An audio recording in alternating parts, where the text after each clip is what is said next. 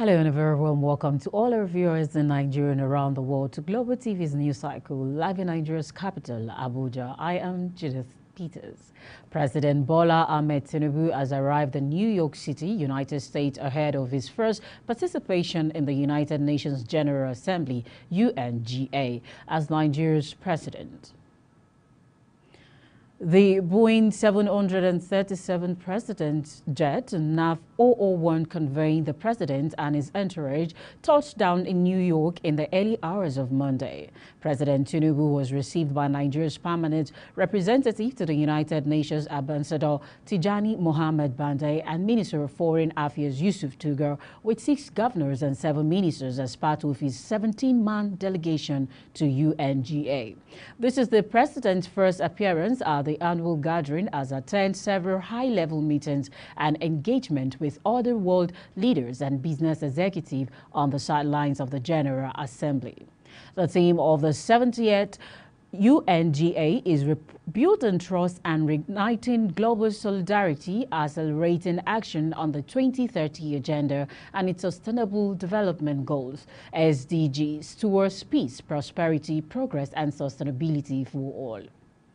Still, the President Bola Ahmed Tinubu has appointed Jamila Bio Ibrahim as Minister of Youth. The President also appointed Ayodele Olawande to serve as the Minister of State for Youth. Their nomination for the position precedes their confirmation by the Senate. And during Galale, Special Advisor to the President on Media and Publicity announced the development in a statement on Sunday. The position of Minister of Youth became vacant after the President redeployed Abubakar Momo to the Minister of Niger Delta Development. Also, President Bola Ahmed Tinubu, Nigeria Labour Congress, NLC, Joe Ajero has said the 2-day warning strike earlier embarked on by the union was necessitated by frustration on the part of the working class. Ajero stated this on Monday at the commencement of a meeting called at the instance of the Minister of Labour and Employment, Simon Lalong, expressing his displeasure on the way the government was handling the palliative scheme amid the subsidy removal policy. Ajero said none of the demands raised by workers, which the government pledged to meet, have been fulfilled.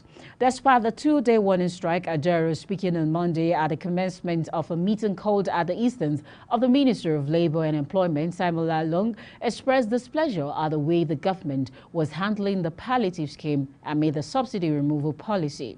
Ajero said none of the demands raised by workers, which the government pledged to meet, have been fulfilled despite a 2-day warning strike. He said he was optimistic that a construction dialogue, which has just begun, will lead to the resolution of the lingering issues. Also, the Speaker of the House of Representatives, Abbas Tajuddin, on Sunday applauded President Bola Tinubu's choice of appointees to manage the Central Bank of Nigeria's CBN affairs. Abbas described Olayemi Cardoso, who the President on Friday appointed as the new governor of the CBN, as well as Mohammed Sani Abdullahi Datijo, Namzoro, Philip Ukazu, and Bala Bello, who were appointed as deputy governors of the Apex Bank, as eggheads in the financial and economic sector that have what it takes to reposition the CBN. Abbas remarked that the newly appointed management team of the CBN has a huge task ahead of them. He therefore urged them to apply their expertise to navigate the country to economic prosperity. Also, the Edo State Deputy Governor, Comrade Philip Shaibu, was on Monday morning locked out of his office at the Dennis Osadibe Avenue seat of power in Benin City, Edo State capital. Shaibu got to his office and met a chain and heavy padlock at the entrance.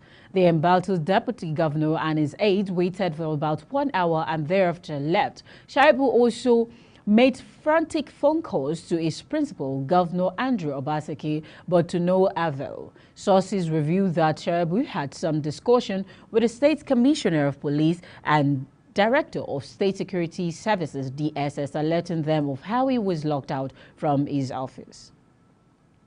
Still, the federal government is planning to support highways across the country through a public-private partnership scheme. Minister of Work David Umahi disclosed this to the State House correspondent on Sunday after a meeting with President Bola Tinubu in Abuja. He said that the highway would be from Abuja to Lagos and Port Harcourt to Lagos, adding that they would be provided with state-of-the-art facilities for the comfort of the traveling public. The minister said that the government has got commitment from stakeholders to make the project a success within a reasonable period of time. He also said that due to inappropriate funding, he has asked the president to direct the termination of road projects that have taken more than 10 years without completion.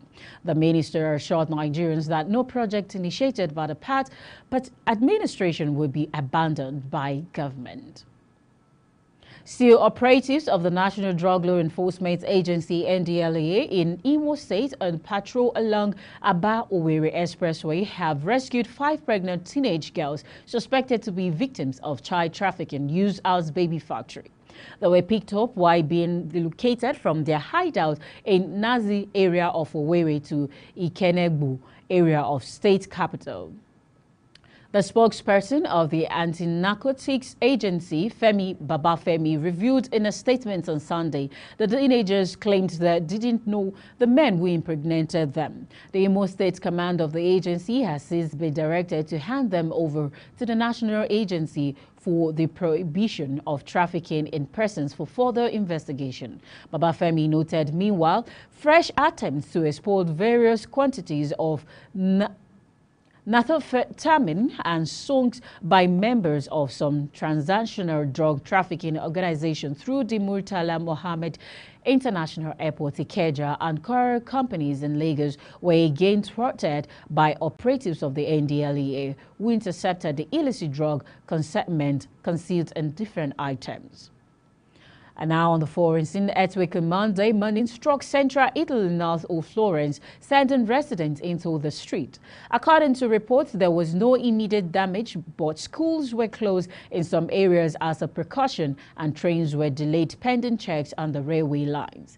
Italy's National Institute of Geophysics and Volcanology (INGV) measures the quake at 4.8 on the Richter scale, with its epicenter near Mardi, a town of about 3,000 residents in the province of Florence within the Apennine mountain range. It was gathered that the earthquake occurred at 5:10 a.m., confirming the incident. Firefighters wrote on X, formerly Twitter handle, that frightened residents had been calling emergency services, but no personal injuries have been reported at this time. The mayor of Mardi, Tommaso Tribetti, told reporters that the firefighters were conducting checks inside private homes. Still on the foreign scene, investigators traveled Sunday to a remote town in Brazilian Amazon to probe a plane crash that killed 14 people and left no survivors, as authorities brought the bodies to be identified.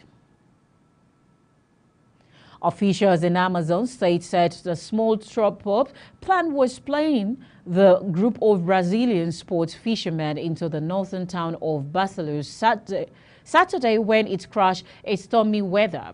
Apparently, after starting its descent too late and skidding off the end of the runway, a team of 5 Air Force investigators flew from state capital Manaus to Barcelos to begin analyzing the crash, which killed all 12 passengers and 2 crew members. Another flight carried empty coffins to the town so the bodies could be brought back to be identified in Manaus, 400 kilometers, which is 250 miles away. Officials said the bodies were expected to arrive in Manaus around 6 p.m. local time on Sunday. Niger school leaders have attempted expelling France's ambassador, but Paris says it does not recognize the authority to order him out. President Emmanuel Macron said on TV it was literally a hostage stalking the French embassy in Niamey, capital of the Republic of Niger. President Macron said on Friday that France's envoy to Niger was living like a hostage in the French embassy in Niamey, accusing the country's military rulers of blocking food deliveries to the building. Ambassador Sylvain Hilliard was living off military rations, Macron told reporters in the French town of Samo en Haziers. The coup plotters had alleged using Niger's mega financial resources, including by extorting Sonidep, the National Petrol Company, and diverting custom taxes to put people on the street and give the illusion of popular support. Rumors are circulating that the junta is seeking to obtain liquidity by any means, not hesitating to use force. You're watching Global TV News Cycle, coming to you live from Nigeria's capital, Abuja, or on StarTimes channel 276. Kindly follow us across our social media platform using our Global TV NG and other handles now showing on your TV screen. When the news cycle returns, AFDB president says African leading market frontier with huge untapped potential. We'll tell you about this and more right after the break. Please don't go away.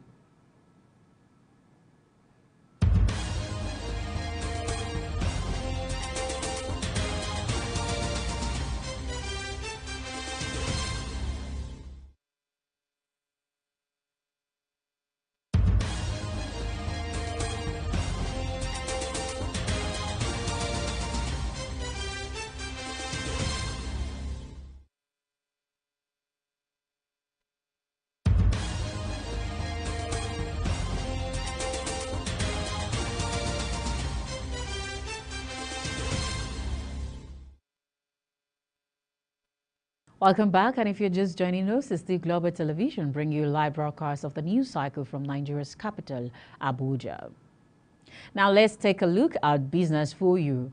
The new acting chairman of the Federal Inland Revenue Service, FIRS, Zacchaeus Adedeji, on Monday said that the agency is fully committed to empowering Nigerians' growth and development. Adedeji, who was appointed as the new acting chairman of FIRS by President Bola Tinubu last Thursday, said this in a statement on X, formerly Twitter, and after he officially assumed office.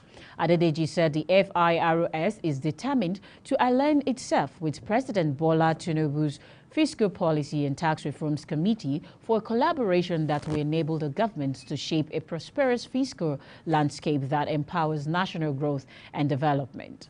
He added that the agency will implement a robust enforcement model that effectively deters tax evaders while maintaining fairness and transparency in its processes. According to him, a fundamental aspect of the agency's mission is to elucidate to taxpayers why there are civil duty matters and that they are committed to simplifying Nigeria's tax system, making it accessible and comprehensible, thereby facilitating voluntary tax payment and fostering a sense of civil responsibility. Still, the Minister of Solid Minerals has made efforts to attract investors to explore lithium deposits in the country. A statement Deputy Director of Information Alaba Balogun said on Friday at the exhibition booth of the Ministry of Solid Minerals Pacific Hotel during the 21st African Down Under Conference in Perth, Australia. The statement disclosed that investors showed interest in the country's minerals. The statement says presenting a robust case for investment in the country's mining industry. Minister of Solid Minerals Dele Alake has enlightened plans to of the Nigeria Solid Minerals Corporation as an interface between the global mining industry and Nigeria, adding that the laws permit investors to take profits out. The minister also assured investors of safety, reiterating that the government has given illegal miners 30 days to join cooperatives in addition to plans to deploy surveillance task force and mine police to combat criminals at the mines.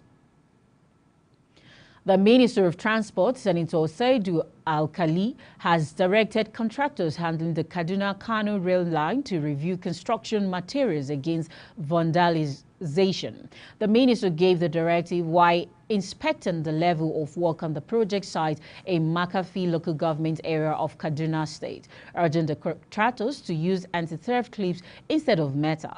The minister added that government would collaborate with security agencies to ensure timely delivery of the project. The contractors, however, lamented security challenges in the area and asked for collaboration with the military. Also now in business, African Development Bank, AFDB, President Akinwumi Adesina has called on Korean investors to seize untapped investment opportunities in Africa, especially in the energy and agriculture sectors. Adesina, in a statement on the bank's website, said the African continent could not be ignored by investors. At the business forum that was held during the 7th Korea-African Economic Cooperation Ministerial Conference in Korea's second-largest city, Busan, Adesina highlighted the potentialities for Africa to become a leading market frontier, boosting enormous possibility in agriculture and renewable energy sources.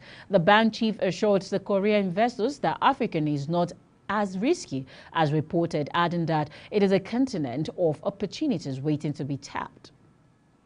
Now back to Nigeria, Rivers United from Port Harcourt managed to hold her hostile Filante to a scoreless draw in the first leg of second preliminary round fixture to start their 2023/2024 CAF Confederation Cup campaign in Côte d'Ivoire. Rivers United had qualified for the second round after the drew by in the first preliminary round. It's a promising result for Rivers United as they look to progress in the tournament. Etolo Filante, on their part, reached the second round after they defeated Casa Zikulko of Senegal in the first round. The game, which was played at the Municipal Stadium in Yamoussoukro near Abidjan, ended goalless in spite of the efforts of the two teams to secure a vital victory. And for more updates on sports, let's now join Sharon Ajay. Nigerian Odu star Tobi Amusan has bounced back to win the Diamond League after the heartbreaking defeat of the World Championship in Budapest. The 26-year-old World 100-meter Odu record holder continues to make history as she claimed gold medal with a time of 12.33 seconds on Sunday night in Oregon, USA. Amusan, who won her first Diamond League title in 2021 in 12.42 seconds, is now the second woman after Dawn Nelson-Apper to win 100-meter hurdles title 3 times in a row. In a different development, Tyson Fury has no interest in fighting Anthony Joshua, despite the fact boxing fans are longing for an all-British bout between the two heavyweights. Fury said he was only interested in bouts that would make him lots of money, and he said there is more potential in fighting an American like Jones than there is in fighting AJ. Fury and Joshua has been locked in talks over a battle of Britain bouts last year, but discussions broke down after the Gypsy King grew impatient, waiting for AJ to sign the contract. Sharon Ajay reporting for Global TV News. Thank you very much, Sharon Ajay. And that's it on Global TV's news cycle, coming to you live from Nigeria's capital, Abuja. We're on StarTimes channel 276. Kindly follow us across our social media platform using our Global TV NG and other handles now showing on your TV screen. On behalf of the production team, I am Judith Peters. Thank you so very much for watching. Have a great evening, and I will see you again.